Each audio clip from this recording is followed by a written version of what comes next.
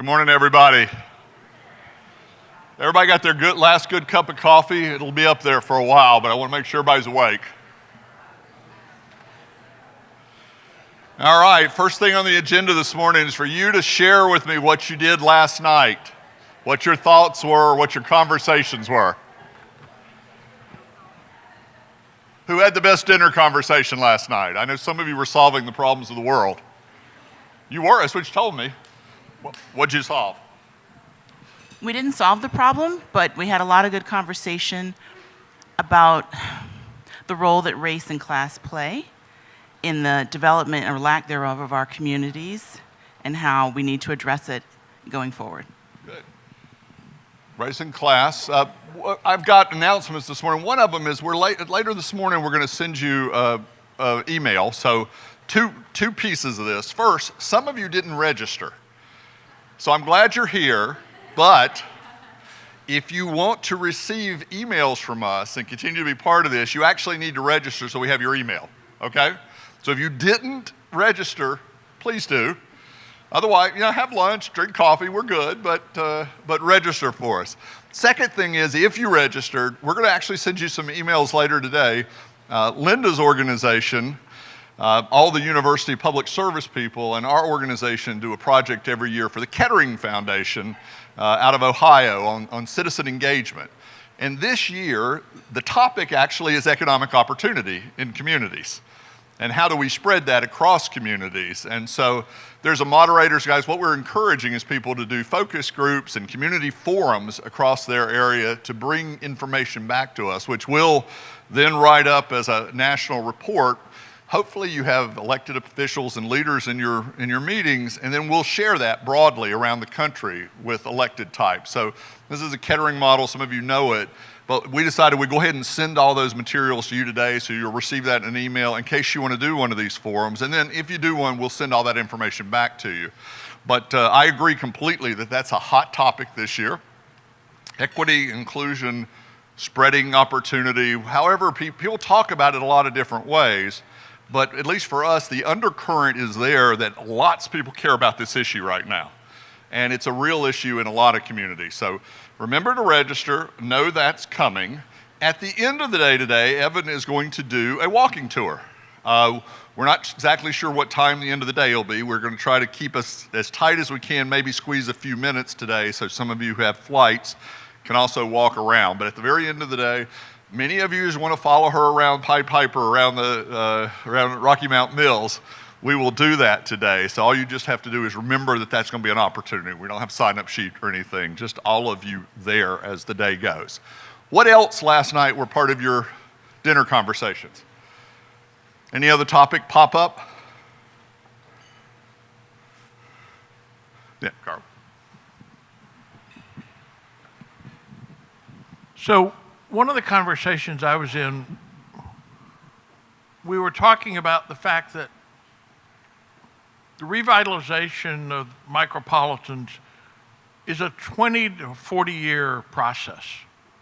It's an arc, and struggling with the question of how do we take all this great information we're getting and use it to accelerate our community's movement up that arc.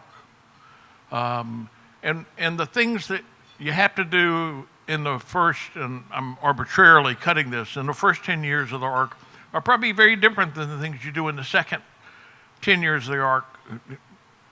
But local leaders get tied to the first 10 years of the arc and don't want to necessarily go to the second 10 years of the arc. So this whole question of acceleration and understanding that it's, at some level, we all want, as my former colleague, Mr. Castillo, is wont to say, we all want silver bullets and superheroes. Superheroes are great for selling comic books, but they're not necessarily a great basis for doing community revitalization. So this kind of whole question of, without falling into the silver bullet superhero trap, how do we both accelerate and sustain this as a 30 to 40 year process rather than most of us think in 2 to 3 year increments? I actually think 2 and 4 year because I deal with politicians all the time. So, yeah. If we elected people for 10 years or 20 years, no, that's probably a bad idea too. So, how many of you think your communities are relatively impatient about wanting to get things done? Yeah, so part of that is this. And has anybody ever been in a community that transformed overnight? Right, so I agree with you that these are long-term. Some of the people have asked me, I've been asked this question a couple times, name a community that has made it all the way back. And it's an interesting, especially a micropolitan community, especially a remote micropolitan, it's not near something else. It's a tough question. We can name lots of communities that we think are on the way back, have not stopped doing this and have started doing that. But sometimes those holes have been pretty deep to try to dig their way out. I think, Danville, we were talking yesterday that if you have 5 million square feet downtown and you filled 3 of it, you still have 2 million square feet downtown vacant. And if you drive through and you see vacancy, you don't notice that all that other stuff happened along the way. So, long arc. So part of the challenge with the make it back thing is I don't want to go back to what Danville was 50 years ago. It was a racist mill town where a very small group of white men made all the decisions. And all the money, that's right. And I mean, we could be sitting in an old textile mill in Danville instead of in Rocky Mount, but the mill, which everybody lauds as this wonderful economic engine, also made sure that people didn't get a lot of education. They also made sure, I mean, in our community, the way whites were incentivized not to organize was just by telling them, well, if you do that, we're going to bring in the blacks. And so the race card was played continually. So, I mean, this notion of making it back, I hope we're making it to someplace better. Yep. So. Good point. Any other thoughts this morning on what you were talking about last night or what you heard yesterday? Okay. So, the first 2 years that we were doing this program, and we'll do it again today, at the end of the day, we'll ask you the question of, what do you wish you knew that we don't know yet? And we've been asking that for a couple years, and a lot of questions came up about how do we measure this, and what's the impact of that, and so forth. We were really blessed at the end of last year's event that the Robert Wood Johnson Foundation stepped forward and said, we'd love to know the answer to some of that stuff too. And they were able to provide some funding to a group of esteemed academics and practitioners to go out and try to answer some of those questions. And we're going to spend the morning getting an update on some of that research, which is ongoing. And Michael, I'll go ahead and invite you to come on up. Dr. Michael Hicks is leading an effort to try to help us understand what we can quantify, what we do know about this. And he and his group, see, there's steps over there, you have to be, yep, there you go. He and his group are going to try to help us this morning understand that. We're going to let Michael help us through the morning and hopefully be interactive with you as we go forward. Thank you, Ted.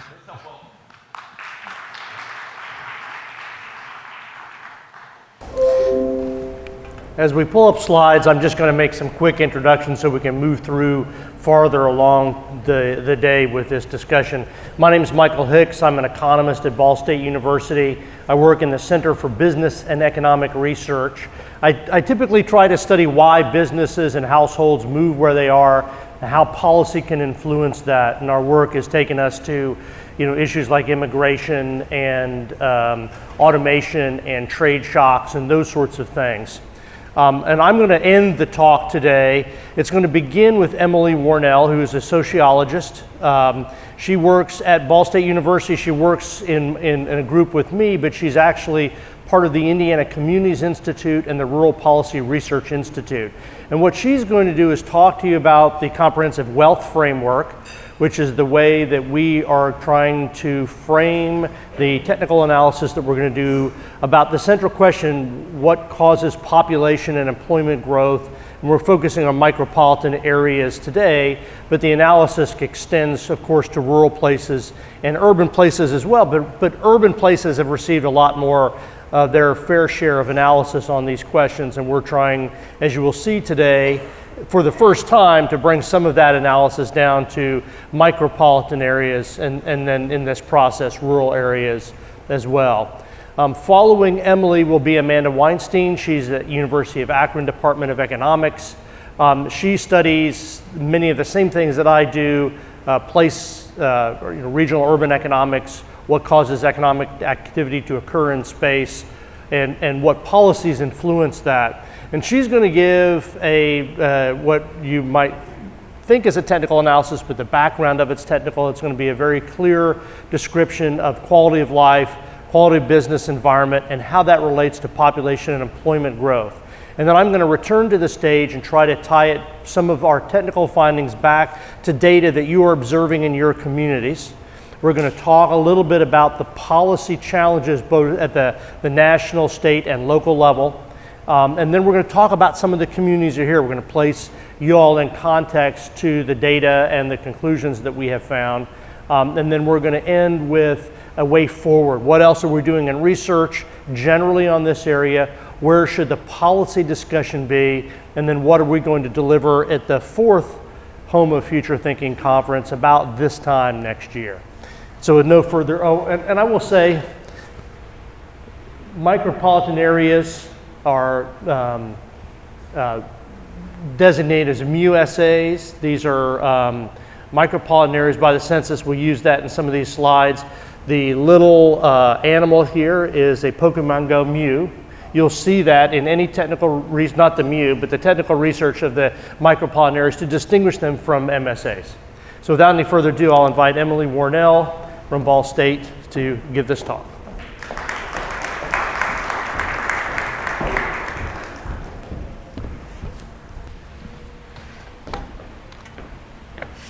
Good morning.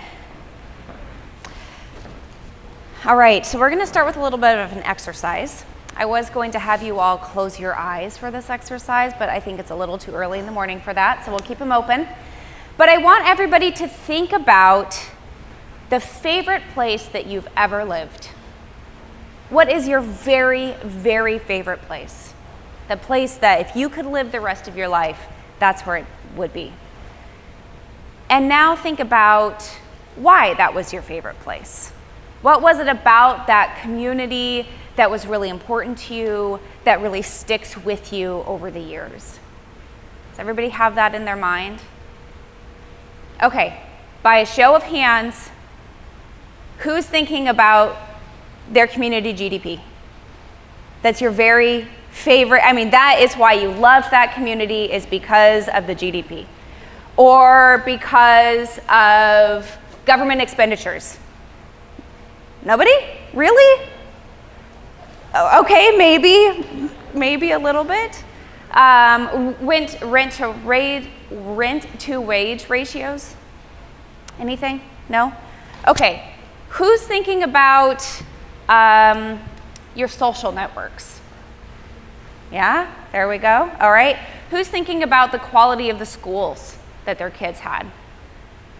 Or the community events and the culture of the community? Yeah. So inherently we know that the best communities, the communities that we love, the communities that are really important to us, the successful communities are something beyond just financial capital. Oh, there was supposed to be a pretty picture while we did this. There, look at that. I forgot, I'm sorry. It really is something beyond financial capital when we're thinking in terms of why we love the places that we love. But when we're talking about measuring community success, we think almost entirely in terms of financial variables and financial wealth variables.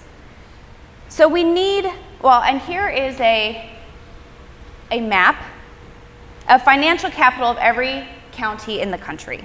So this map is based on wages per capita, GDP, proprietor's income, owner-occupied housing, and the average home value. So these are many of the typical financial variables that we are thinking about and that we're talking about when we estimate the health of a community, right? And it clearly shows that if we are only thinking about financial success, then people, as a way to have community success, people would be flocking to the Plain States, right? And they would be leaving California in droves. But that's not what's happening. So we really need a better way to understand why communities are successful, what it means to be a community, a successful community, beyond just those financial variables. So the comprehensive wealth framework was developed to better represent and account for the actual wealth in a community that's beyond just financial wealth. And financial capital is clearly going to be a part of that. But it's only one of 8 larger capitals that the folks, my colleagues at the Rural Policy Research Institute, have identified as being important aspects of a comprehensive understanding of community wealth and community success. Another one is one that we know pretty well. So natural capital is the next one, and that is a stock of resources provided by Mother Nature. So that's going to be things like air, water, climate, landscapes, mountains, rivers. Those are really things that we don't have a lot of control over, right? So I'm from Oregon, we've got lots of mountains, we've got a coastal range, I now live in Indiana. No policy, regardless of what we do, is going to grow a mountain in Indiana, right? But that's still a part of a community's overall understanding of their health and their wealth. Physical capital is another one that we're pretty familiar with. It's also called built capital or infrastructure, but it's things like buildings, telecommunications, roads, bridges, things like that. Those are things certainly that policy can have a lot of impact on. Some of the other capitals are things that we've heard of, that we would have probably a pretty good guess at what it is, but maybe don't have an exact definition. So something, for example, like social capital. So most people at least have a general understanding of what that is. But when we're talking about it, we're talking about trust, relationships, and networks between people, groups, and organizations. Human capital are things like education, skills, talents, the health status of the population. Political capital is another one that we can kind of guess at. So that is the goodwill, influence, and power that is either held, spent, or shared between individuals, groups, and organizations. Cultural capital is a little bit more nebulous. So that's things like shared practices, values, and identities that are based in society. And it's represented by things like art, traditions, history, events. So a good example of kind of what that means. I'm working in a rural community in Indiana now, and we're doing a lot of interviews. We're talking to people about what it means, what they love about their community. And they'll say things like, I really love the small town feel of my community. Or they'll say things like, I moved back to this area because I want to raise my children with small town values. So those things are examples of cultural capital, that small town feel, the values that we share in a community. Yesterday there was some talk about your community's narrative, right? What is the narrative that you're telling? How do you change that narrative? That's when that becomes ingrained into the community, the narrative of the community, that's a part of the cultural capital of that community. Just as kind of a reference, the other thing that people talked about a lot in that community in terms of what they loved and what was really important to them is the things that you all raised your hand and said you were interested in. It was a lot of the social capital things. So they would say things like, I love that we help each other in this community, or I really like that I know all of my neighbors. Nobody said something like, I love the GDP of my community. That's my very favorite thing. One of the wealths that is most difficult to understand kind of conceptually is intellectual capital, but it is an important part of the comprehensive wealth framework. So that's things like intellectual property, patents, copyrights, common knowledge.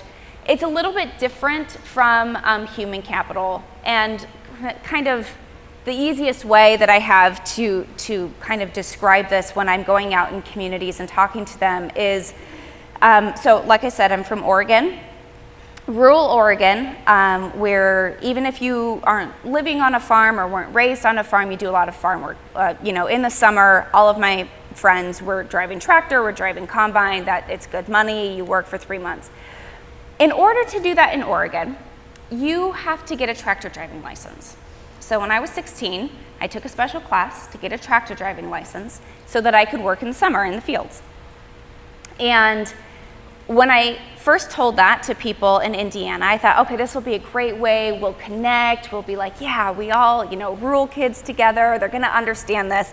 They were like, what in the world are you talking about? What is a tractor driving license and why do you have to have one?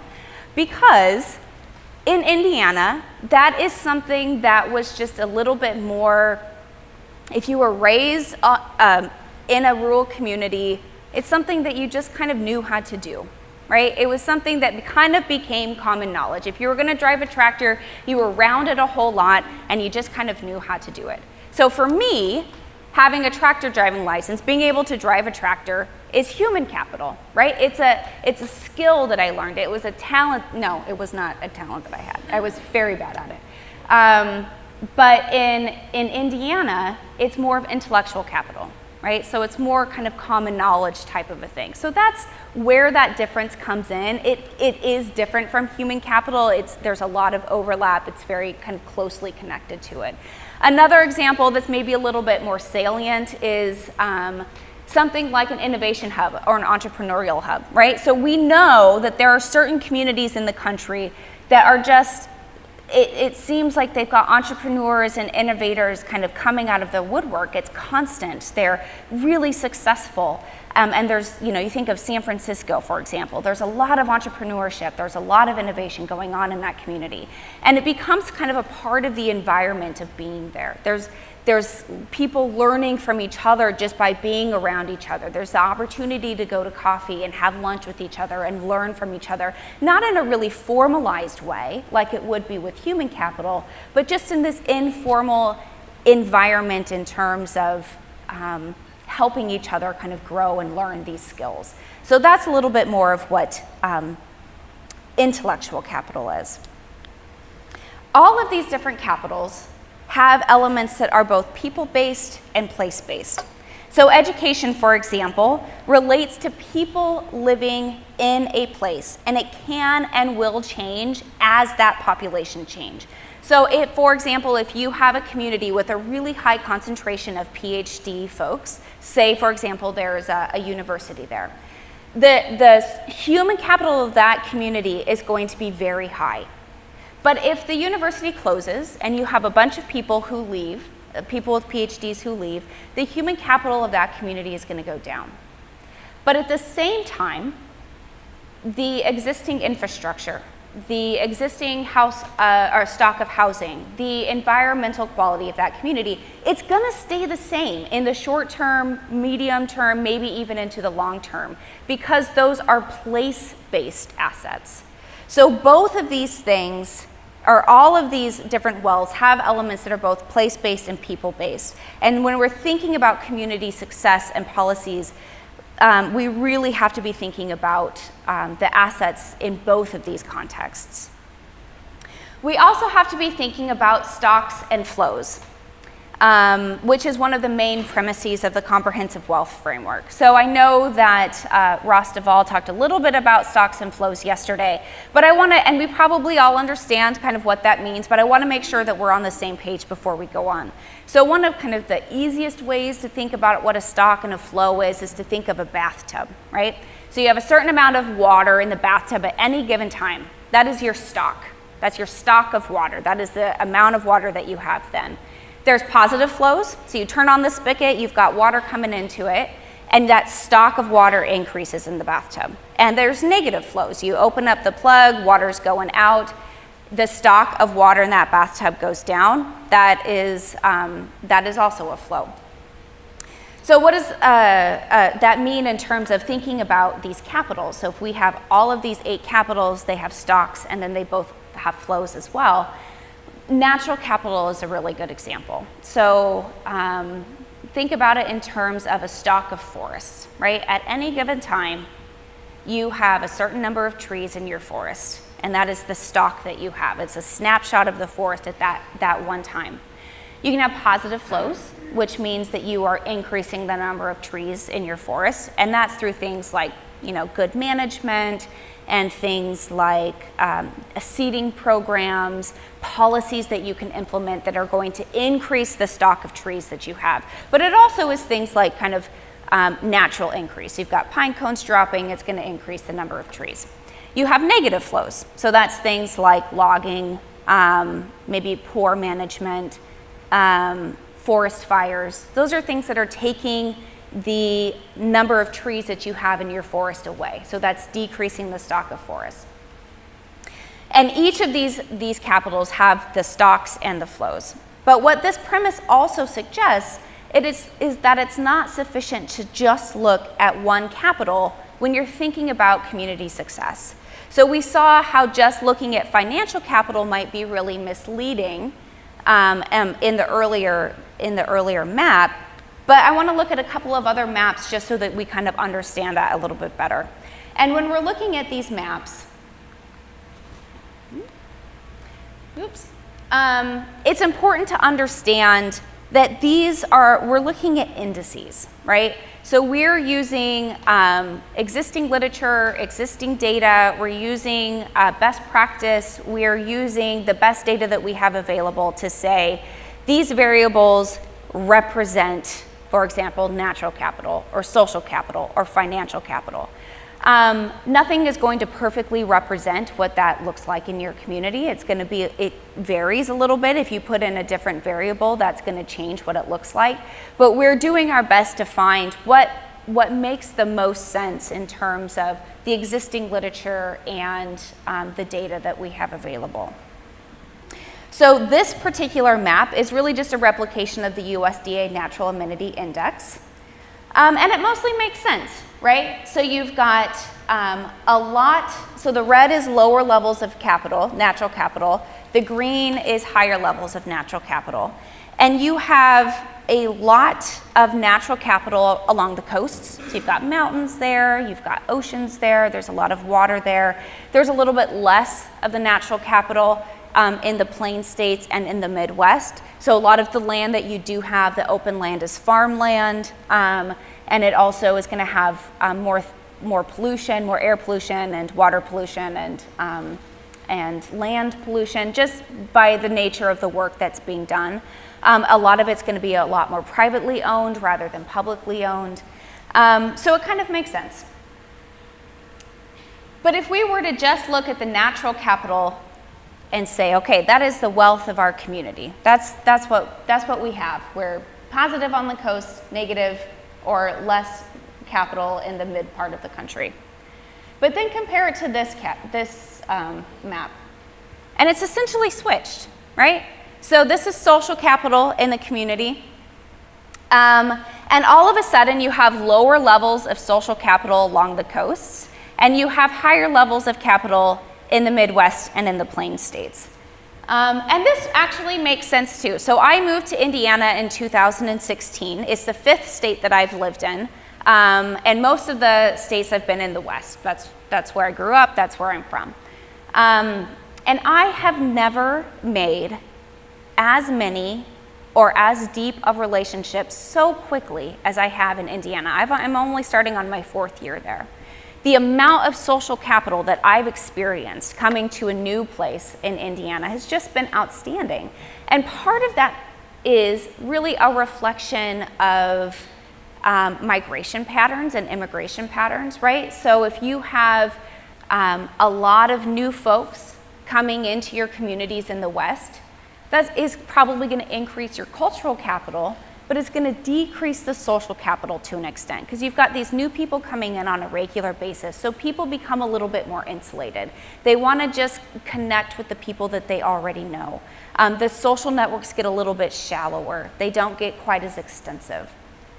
Whereas if you are a place in the Midwest or in the Plain States and you have a lot of people leaving those communities, then the social networks, the people who are left in those communities are likely to have really strong ties to each other. They're a lot deeper kinds of ties. And when you do get a new person coming in, they're going to be a lot more welcomed into that community because people are just excited that they're there. That's what I experienced.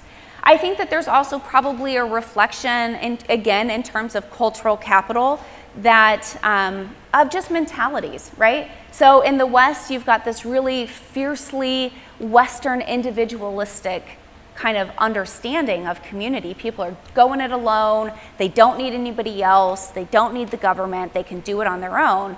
Where in the Plain States and in the Midwest, you might have a little bit more of a cohesive community understanding, right? So even though we're looking at social capital, we're also talking about cultural capital and how that can relate to each other. And that highlights another really important aspect of the community wealth framework. The comprehensive wealth framework. And that's that all of these wealths are interconnected. So we can't just look at one of these maps and say, we understand our community wealth, our county wealth based on this one map. We have to be looking at all of them together. And when you change one type of capital, you really are impacting the other capitals, whether you intend to or not. So let's go back to our natural capital example of the forests. So forests clearly don't just represent natural capital, they also represent financial capital and human capital through the creation of jobs and skills, either directly like milling or indirectly like woodworking. They also represent political capital through trade relationships. They represent social and cultural capital through the activities that take place in these forests, and through having community identities that are really intertwined with the forests and through forests and logging. So if we make a decision about our natural capital to either increase or decrease the stock of capital that we have, the stock of forest that we have, we can directly impact the other capitals in our community. So overlogging, for example, can have really devastating impacts on the financial, political, human, and cultural capital, but so can stop logging altogether. So we talk a lot about overlogging, and we know kind of what those potential impacts might be, what those potential negative impacts are. But in some former logging towns in Oregon that I know, that I've done research in, you really can see from the data when the logging bans went in place because poverty rates skyrocketed, social networks disintegrated, educational attainment completely went down, and eventually the mismanagement of the forest led to some really devastating wildfires, which has a direct impact on the social and cultural capital of a community. So this picture down here, where those people are hiking, that's actually me and my husband and my friends hiking in the place that I love the very most in the world. Absolutely gorgeous. I have spent so much time there going on, week, 10-day backpacking trips. It is my favorite place in the world. Picture right next to it is exactly the same forest. It's gone. It's completely gone. That place in my lifetime is never going to come back. So if we have mismanagement of forests, if we don't manage our capital correctly, it can have really, really big impacts on other capitals in our community. And it's this interconnectedness that the comprehensive wealth framework really highlights when we're considering policy and development decisions in our communities. And largely, Mike is going to be talking about the policy implications and what that means for communities. But I also just want to visually represent how this interconnectedness can be considered when we're looking at policy specifically. So, one of the really common policies that a lot of communities are still considering is looking at giving tax abatements to attract jobs to our communities. Because we talk a lot about we need jobs, so we've got to figure out how we're going to get those jobs to our community. So even if it's not explicit, generally what we're thinking about when we're thinking about giving tax abatements is we're thinking about financial capital, right? So the idea is we give money to companies. That means, companies aren't required to pay the taxes in the short term, because the idea is that they're going to attract population, and we're going to be able to recoup some of that money through taxes on the population that increases, right? And so we're talking about financial capital in that situation. To an extent, we're probably talking about physical capital as well. That company might build a business, a new building. That company might revitalize something in downtown. So those are kind of the main things that we're thinking about. But just on a really basic level, doing something like tax abatements isn't just going to impact our financial or our built capital. It also has the potential to impact our human capital. It has the potential to impact our natural capital. So at a very, very basic level, those things should also be a part of the calculus when we're deciding whether or not this is the direction that our community wants to go, right? We increase in human capital maybe through the skills and the talents that are developed if we've got new folks in there. And natural capital, there might be more pollution, or potentially, you know, that company might be coming in and creating some extra green space in our community. So those are, at a very basic level, also part of the conversation. But let's just say that doing tax abatements does actually create population increase, which Amanda will talk about more directly, is very unlikely to happen. But let's just say that it does. So really, part of the conversation that we should be having is, even if we get the new population that we want, an increase of population, it becomes something much, much more than just financial or physical capital. We have to be thinking about whether or not it's going to impact the school system, right? Do we have the infrastructure, the school infrastructure, the social welfare infrastructure to deal with an increasing population? Are we going to be dealing with political capital implications? Whose voice gets heard in that situation? If you've got an increase of a lot of population coming in, they're new folks. Are they having conflicts with the older folks who have been there, the newcomers versus the old timers, and whose voice gets heard in that situation? What is the socioeconomic and demographic characteristics of that population coming in? So for example, maybe we've got our new company that comes in attracts a lot of immigration. Do we have the language services that we're going to need for that new population that's coming in? So when we're making these kinds of decisions, these really clearly economic community development decisions, we have to be looking much, much more broadly over what is the overall impact on our community. Another example that's maybe a little bit less of a clear economic decision, but one that a lot of communities are dealing with, is something like consolidating school corporations. That's something that a lot of micropolitans are dealing with, particularly if your population is decreasing. Do we go ahead and consolidate our school system? That's something that I'm talking about with communities regularly in Indiana. And again, we might be thinking about the financial capital of that, right? So we're thinking we're going to decrease our overhead because that's going to, because we only need one corporation to deal with everybody. But we also are going to be thinking about human capital, right? So our kids might have a better education in a consolidated school system.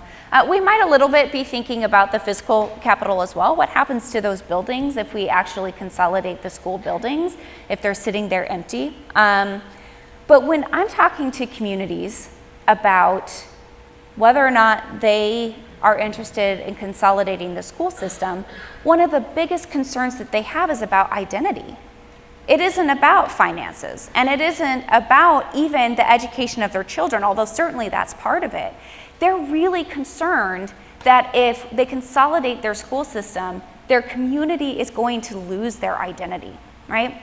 So if we're looking at this issue in a comprehensive wealth framework, if we're looking at all of these different aspects and how these different wealths interact with one another, then that's something that we have to take into consideration.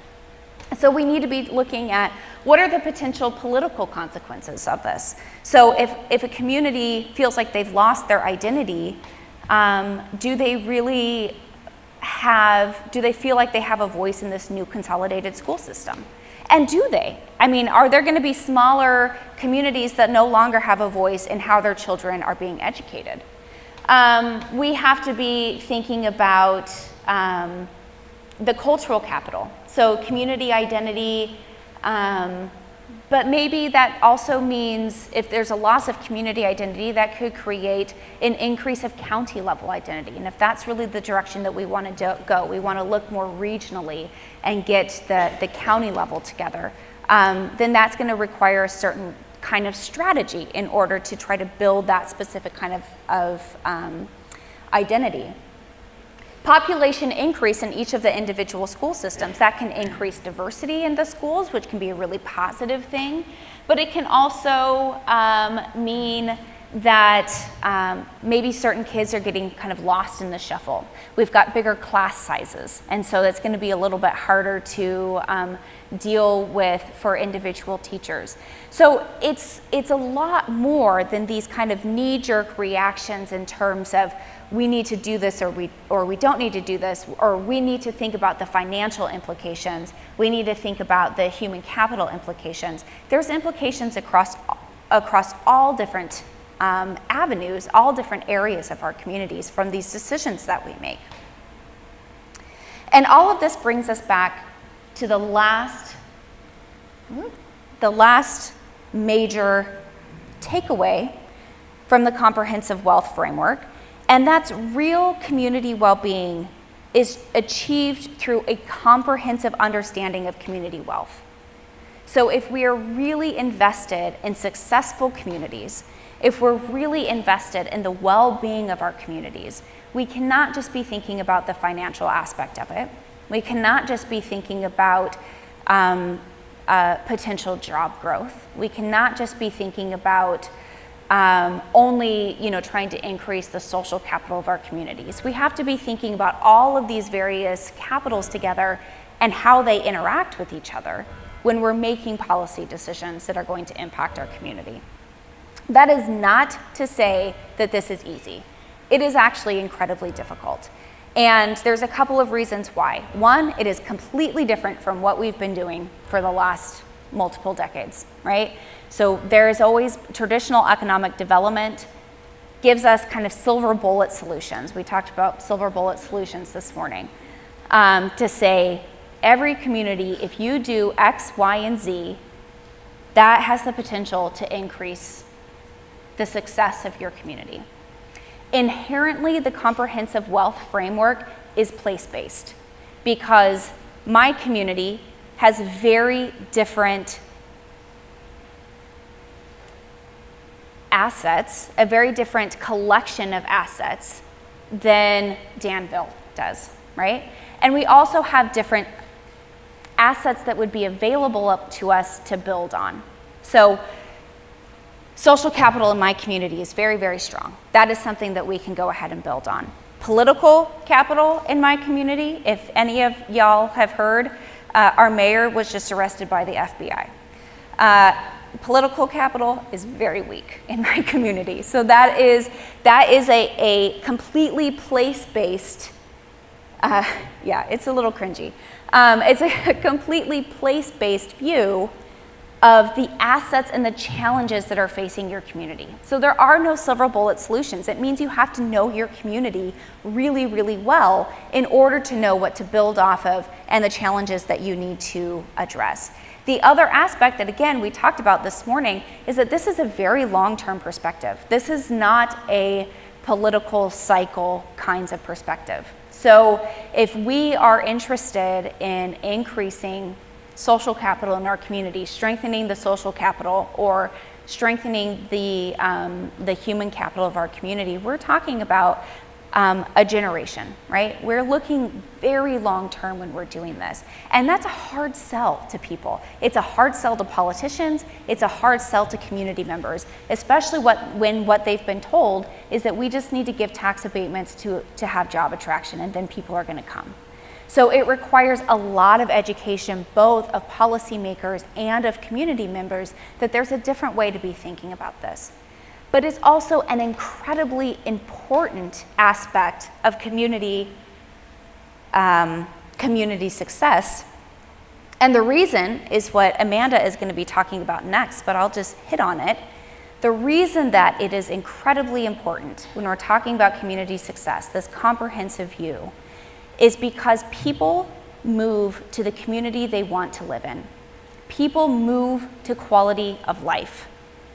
And jobs follow people. It does not happen the other way around. People do not go to jobs. They pick where they want to live, and they are willing to commute to jobs. So if we want really successful communities, we want to attract the population to come to those communities, we have to be thinking about well-being of our communities comprehensively. We're not just looking at finances, we're not just looking at increasing potential job opportunities, but we're looking at how all of those different wealths interconnect together. So I think I've got a little bit of time left. I can go ahead and take questions if people have questions before we have Amanda come up. Yep. So the closing point you made was about how important it is to know your community. Do you see communities doing that well? Do you see leaders getting to know their communities well? And when you see it done well, are they doing it because they have statistics and data, or because they have robust engagement policies and they're doing qualitative going out and meeting people? That's a great question. So in case folks couldn't hear her question, it was, so I had said something about needing to know your community really well in order to do this work. And do I see communities being able to do that? Is it because they have statistics and data? Is it because they're doing a lot of engagement with communities and qualitative work? And it's both. I do see communities doing it, attempting to do it. And it's hard because, again, it's new. It's a really difficult thing to be a community leader and tell your community that we're not. So I'm working with a community in Indiana right now, and they've basically said, we're done with tax abatements. We're not doing that. That is bold. And there has been a lot of pushback from the community, and there are some people who aren't particularly happy about that, right? Because they've heard we need jobs. So what we've been doing with them in that community is we've been doing a lot of community engagement in terms of education. So going out, so this is actually county, so we're going out to all of the little individual communities, and we're trying to help educate them in terms of why we need to be thinking about this differently, what's worked in the past and largely what hasn't worked in the past, and what has the potential to work in the future. So that's been one aspect of it. We've also tried really hard to engage members of the community who are not typically going to be engaged. So if you think about the people who come to your city council meetings, you think about the people who maybe would regularly sit in a focus group, you think about the people who are completely comfortable walking into City Hall. You need their perspective, but you need everybody else's perspective. So you need perspectives from minorities in the community. You need perspectives from single moms and single parents in the community. You need perspectives from low-income groups in the community. And that is a completely different way of engaging your community than just the people who are comfortable walking into City Hall. That means having meetings at times that isn't 6 o'clock on a Monday night. Right? There's going to be certain people who aren't going to be able to do that. It means having meetings outside of City Hall or city businesses altogether. Maybe it's having a meeting at the school system, having a meeting at a local restaurant that people are comfortable in. It means potentially providing transportation. It means potentially providing childcare, free childcare and free transportation. Maybe making sure that there is food available there so that if it's at dinner time or a single parent needs to be getting dinner ready, they don't have to worry about that. They can still participate with their kids there. It means maybe providing language services. It is a completely different way of engaging your community if you want to understand how everybody in your community is experiencing quality of life there, if you want to build from that. And it also means having data. So we are doing a lot of these focus groups. We're reaching out, and it's hard. Some of these groups are really hard to reach, and that means you just have to do it again. And it means you just have to do it again. And it means that 2 people came to this focus group, and that's great, but we want more, so we're going to have to do another focus group. And so what we do is take what we're hearing from those communities, we look at the data that we have, the quantitative data, doing some analysis. We bring that back to the community to see whether or not it makes sense to them, or if there's something that we're missing in the quantitative data that is affecting the way that we're doing the analysis, that's affecting the way that we're interpreting what that data means. Maybe there's something going on in the community that would be an interpretation that the quantitative data in and of itself isn't going to tell us. And this is one of the reasons that doing community and economic development from this perspective is so hard, is because it is incredibly time intensive. But that's also one of the reasons that has the potential to be so much more successful. Yeah. So your last point there was about people choose quality of life and jobs follow people. And I think that framework's right, but then you introduce the frictions of those who can't move, right? Even if they had an optimal choice that was elsewhere. And I think that exists probably in lower income communities, but I also think of episodes like the Great Recession, people underwater on homes, and there was this period where they couldn't move.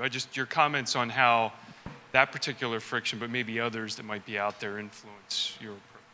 Yeah, absolutely. And that's something that not to pick on economists, but to pick on economists. I work entirely with economists. That for a long time people have kind of said is people should just move, right? People should just move to the city. If you don't have job opportunities where you are, there's lots of jobs opportunities in the city that's next to you. Just go there. And that is not reasonable or even beneficial, really, for everybody who's living in these smaller cities or rural communities.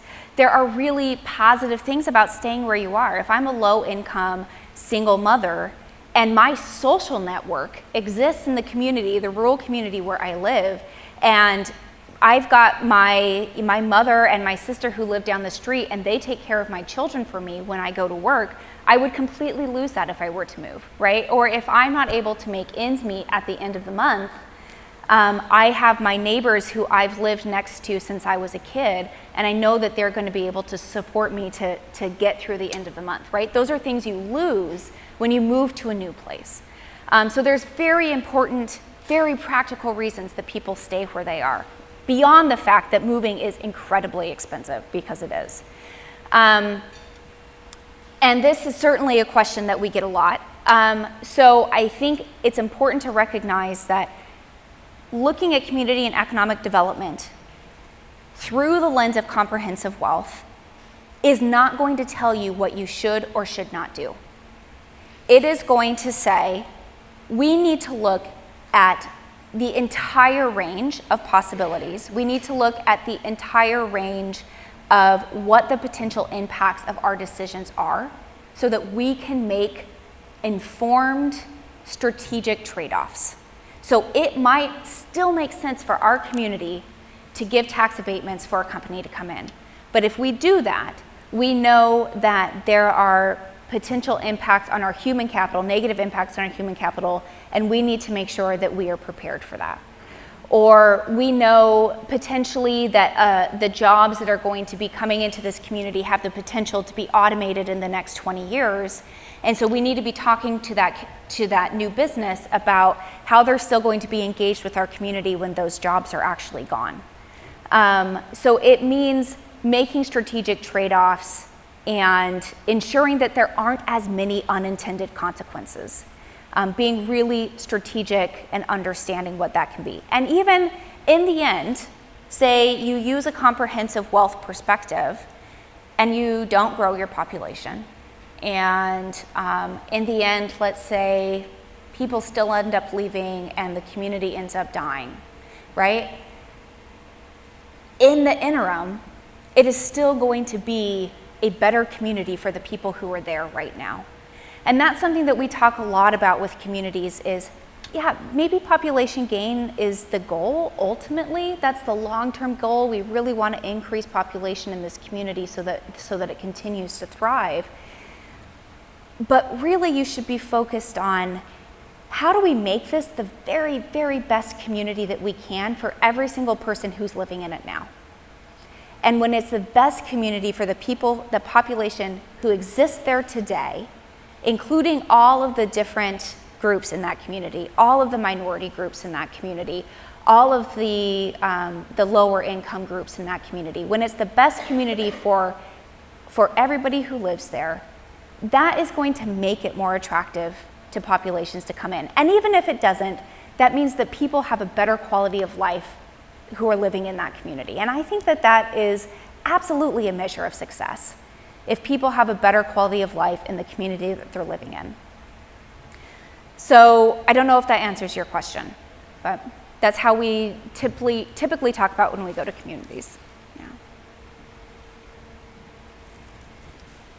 Yeah. Thank you. I want to make sure I understood the point, because that last point was one that's a little troubling to me. I think what you're saying is that you have to look at a comprehensive way rather than jobs uber alles, like jobs are the only consideration, correct? Mm-hmm. Because clearly we see in our state a lot of people moving for jobs. Well, they would prefer to stay in some places, but they don't see the availability of jobs. So would you grant that the availability of jobs or perceived availability of jobs also has an effect on the quality of life and people having access to that too? Absolutely, yes. And so when we say, and Amanda's going to talk a lot more about this, so stay tuned. When we say that people move for quality of life, that they're not necessarily moving for jobs, I mean, existence of jobs does have to be in that area. That's how people survive, certainly, right? And people might move to a region because that's where their job is going to be. Certainly, I moved to Indiana because that's where my job was, right? But when people choose individual communities to live in, right, they are looking for quality of life. So if you were saying, we're going to attract a new company, we're giving whatever it is, we're going to attract a new company, we're going to build jobs in this community, but you don't have a good quality of life there, and then your neighboring community does, people are going to move there and they're going to commute into your community for jobs. So certainly jobs are important, and I'm not saying jobs are not important, they clearly are, but they're not the end all be all of importance, and they're not the end all be all of what a successful community is. There's a question up here.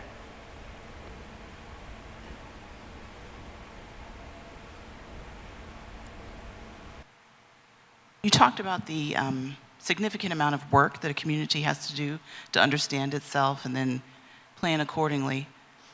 I'm really curious that for small communities, who's doing this work? And this is like a real question for me always, like, you know, my experience with small towns and small cities is there's not a lot of staff. Mm-hmm. Who's actually doing, like concretely, some cities that you've worked with or some small communities, who's doing the work? Yep, that's a great question. So in the communities that we're working with, it is actually their economic development corporations, which is a huge transition, right? That requires a completely different way of thinking from those folks, and not every economic development corporation is going to be willing to do that.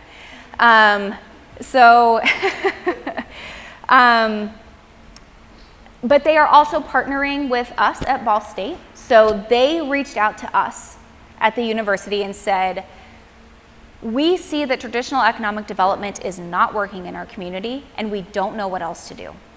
We don't know how to think about this differently. And so we've been able to go in and help with some of our resources. So if there is a university or a college nearby, I would absolutely encourage people to reach out. I know that some of those town and gown divisions exist in communities, and I would say do your best to get over that and to reach out and utilize the resources that those universities have in your communities. If you don't have a university, because certainly the vast majority of small metropolitan or micropolitans and rural communities don't have a university nearby, it means strategically thinking about some public-private partnerships. It means that there's going to be a lot of volunteer work, but if you're able to maybe get together the heads of your nonprofits in the area, the heads of your civic organizations, your club organizations, and say this is something that we need to do together. Before you can do that, certainly requires a lot of education on those people's end as well. So we slowly kind of moving in this direction that people are recognizing that traditional economic development isn't working for communities, and so we're talking a little bit more about what else we can do.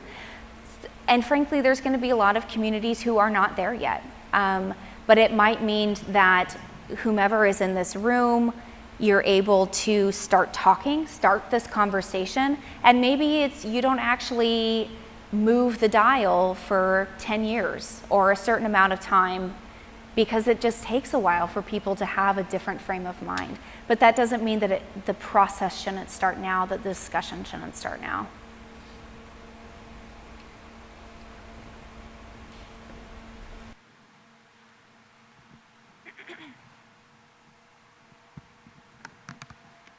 So there's another answer to your question, which is that, this is, we've been working on this for a long time. It's called, we call it doing economic development differently. And I mean, in many ways, I think the nation has to be in a long-term conversion to redefining what it means to do economic development, to embrace this framework. And there are a number of different organizations focused on this. The Democracy Collaborative is working on it. We've been working on it through a collaborative called WealthWorks. Obviously, Rupri and the Comprehensive Wealth Framework has been working on it. But what we're finding is in rural places, it's not any one organization that does it. Over here in this region, sometimes a community foundation is playing the convener role and bringing all the parties together, not to look at one community, but a region. And what do those they have in common? And if we want to develop this economic sector, how do we look at all these different kinds of wealth or capitals and try to improve the stocks of them and not damage them, right? So if we want to build the textile sector, how do we do that in a new way, right? And using multiple communities, because it's really hard for every rural community. Many rural communities don't even have an economic development director. But B, when you're really trying to build an economy, economies operate as a regional level. So over here it might be a community development financial institution that's working on it. Over there it might be the Chamber of Commerce 3 counties over.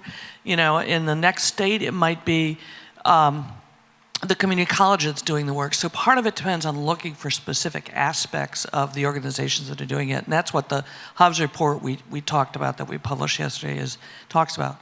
So it's different in different places. It's looking for who's really thinking regionally and who's really looking at all the capitals and really trying to build the economy from the bottom up as opposed to attraction only. Attraction has its place, but it's not the only way.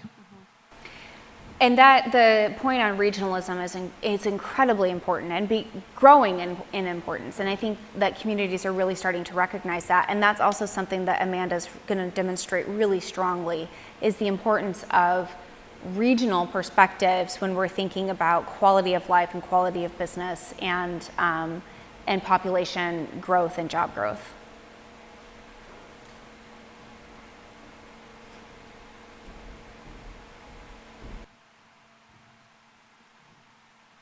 Any final questions? So just to let y'all know that when you fill out your end of the conference evaluations that we listened to you last year, I think the number one thing on our list was you should have a break in the morning sooner because we need more coffee and we need more bathroom time, which quite a few of you wrote. So we learned. So we are going into the get more coffee, be able to use the restroom break from now until about 9:45, and then we'll come back with Amanda at 9:45. Great, take your break. And thank the speaker. I'm sorry, thank you.